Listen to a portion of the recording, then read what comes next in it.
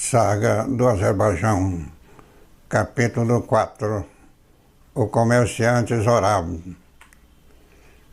Badam ficou muito impressionado com a desventurada história do ferreiro Iskander e, no amanhecer do dia seguinte, após despedir-se do infeliz ferreiro, ele retomou a estrada, parou na casa de Zorab para passar a noite e relatar-lhe o segredo do ferreiro Iskander.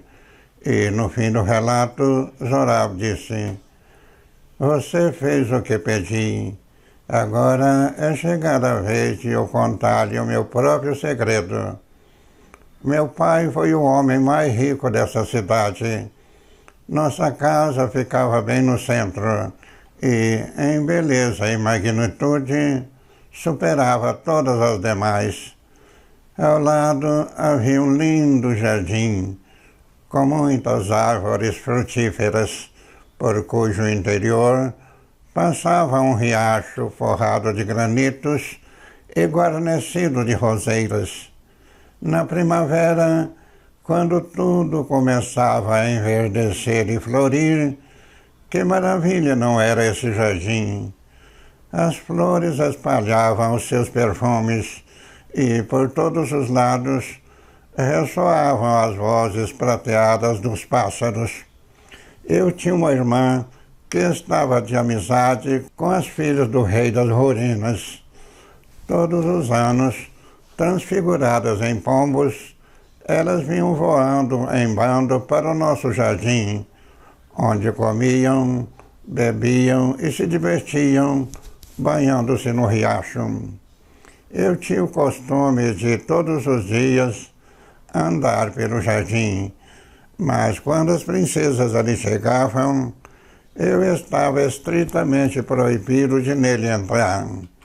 Por motivo de segurança, quando as amigas de minha irmã ali chegavam, ela passava para o lado de dentro e trancava o portão. Houve então um dia em que, como de costume, as filhas do rei das Horinas viriam voando para mais uma visita à minha irmã. Eu então me levantei bem cedo e, entrando no jardim, escondi-me por trás do roseirão. O sol já havia chegado à altura do meio-dia, quando, de repente, avistei 3 pombos vindo das nuvens para o nosso jardim. Minha irmã já esperava por isso desde há muito tempo. E eis o que presenciei. Os 3 pombos, abandonando de repente as suas vestes de pássaro, transformaram-se em 3 lindas donzelas. Das 3 que eram irmãs, a que mais me agradou foi a mais jovem. Decidi então que, custasse o que custasse, me apossaria dela.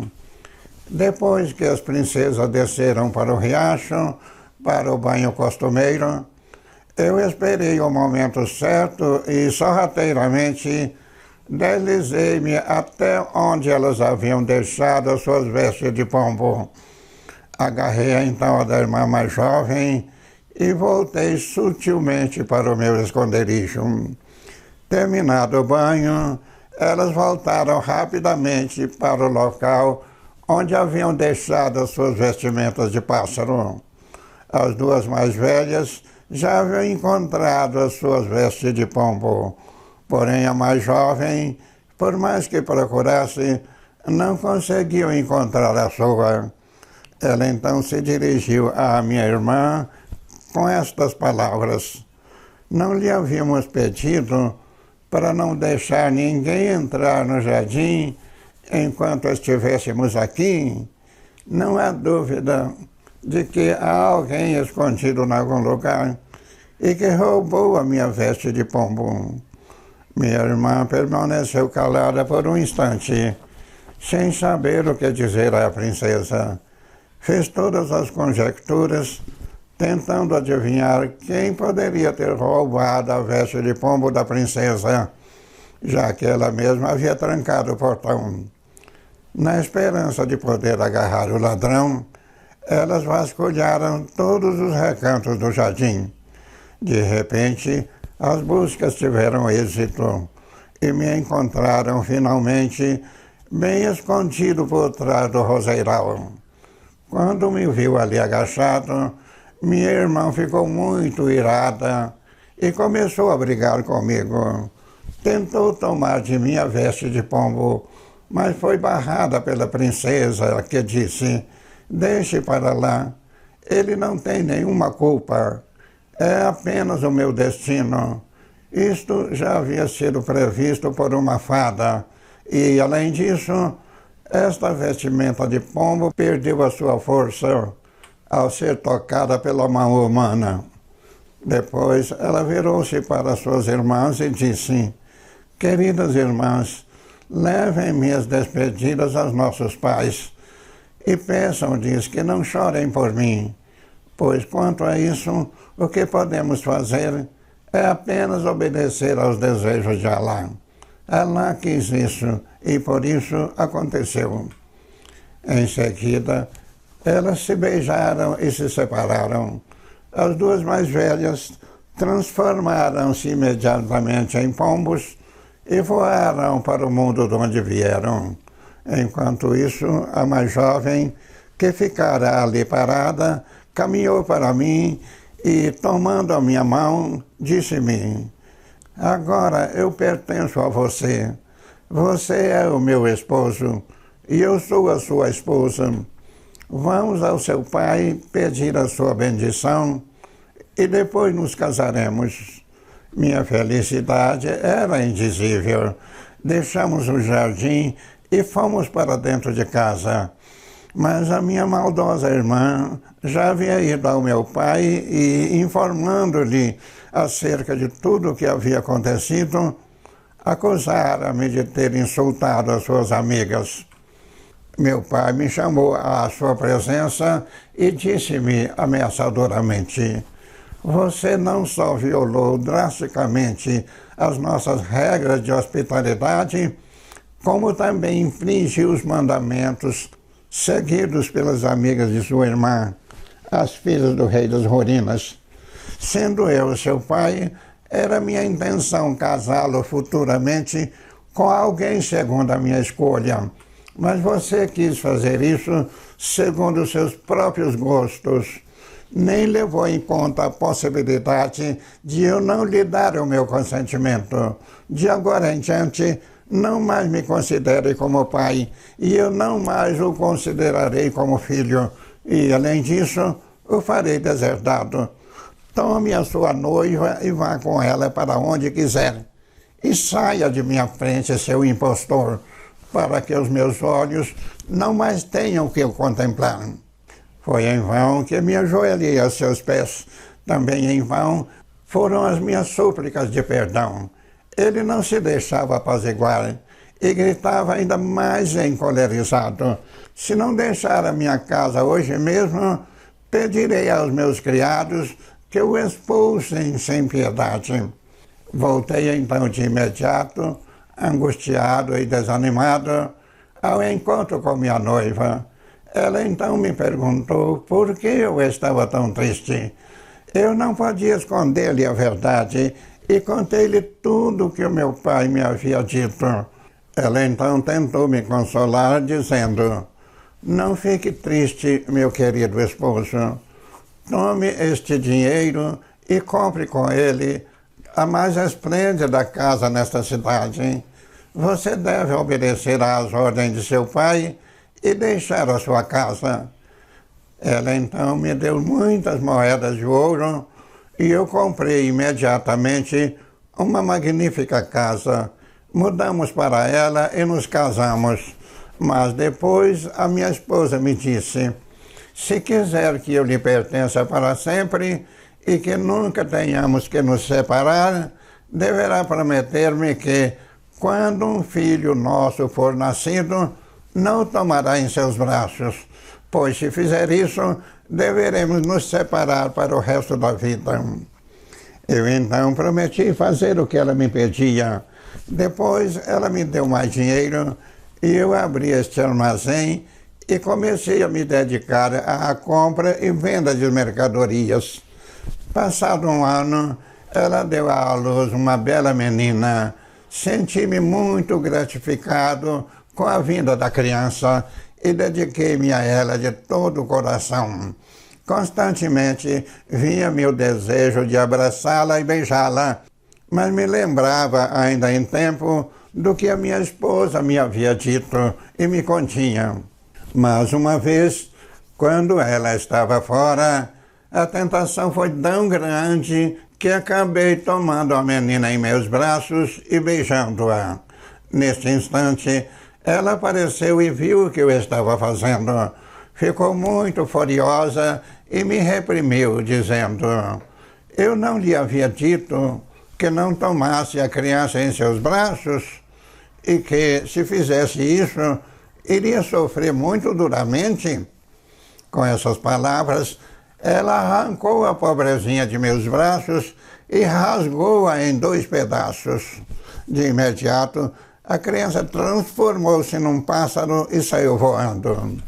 Mas, mesmo me reprimindo severamente, ela ainda me fez uma concessão, dizendo: desta vez você será perdoado, mas se isso voltar a se repetir, você perderá o que mais ama na vida e nos separaremos para sempre. Passado mais um ano, ela me presenteou com um filho tão belo que nem as sagas seriam capazes de representá-lo ou as penas de descrevê-lo. O amor de pai incendiou meu coração, mas embora o desejo de abraçá-lo e beijá-lo fosse imenso, não me atrevia sequer tocar em meu filho. No entanto, houve um dia em que, não mais conseguindo conter os meus desejos, aproveitei-me do momento em que ela havia saído e, tomando a criança em meus braços, beijei-a. Nesse instante, ela entrou e viu o que eu estava fazendo e, fora de si de tanta raiva, arrebatou a criança de meus braços e, à maneira de um lobo faminto, quando agarra um bezerrinho, deu nela uma lambida e a criança transformou-se num pássaro e saiu voando. Depois ela me disse: bem, agora adeus, e que Alá o conserve. O culpado de sua desgraça foi você mesmo. Não foi sem razão que eu avisei. Em seguida, ela se transformou num pombo e alçou seu voo. Profundamente amargurado, a acompanhei com o olhar até onde foi possível, quando ela desapareceu definitivamente do meu campo de visão. A separação causou-me uma angústia tão grande que, por vários dias, eu não conseguia comer e nem dormir, e chorava o tempo todo. Mas quando me dei conta de que, agindo dessa maneira, não iria mudar em nada a minha situação, parei de chorar e retomei as minhas atividades de comerciante. Todos os dias eu vou para o meu armazém e me dedico à compra e venda de mercadorias. E de todos os cantos do mundo vêm compradores em busca de meus produtos. Mas tão logo eu recebo o pagamento pelas mercadorias vendidas, vem a minha esposa com as 2 crianças e diz: o seu próprio pai o expulsou de sua casa, mas eu não o abandonei nesses momentos difíceis. Dei-lhe dinheiro e você comprou uma casa. Dei-lhe mais dinheiro e você instalou este comércio e começou a dirigi-lo. Porém, má foi a recompensa que me deu por meus serviços. Por causa de sua teimosia, eu fui obrigado a tirar a vida de minhas 2 inocentes crianças. E depois de tudo isso, você nem imagina o quanto sofri. Embora o culpado de tudo isso seja você mesmo, a impressão que tenho é de que, para você, isso nada significa, pois se sente inclusive satisfeito com o que aconteceu, já que está tirando proveito de minhas riquezas. Os compradores vêm ao seu armazém em multidões e você vende-lhes as suas mercadorias com grandes lucros, mas não permitirei que tire daí qualquer proveito. Retome as mercadorias e queime-as frente aos meus olhos. Então, em obediência a ela, eu retomo as mercadorias e transformo-as numa fogueira. Ela fica ali parada a observar as chamas a se levantarem e só retoma o seu voo quando a chama chega ao fim.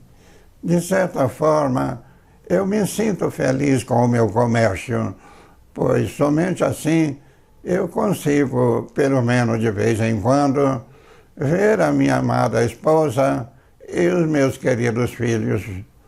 Aí está, pois, o sentido daquilo que, para você, é um mistério. Continuação no capítulo 5.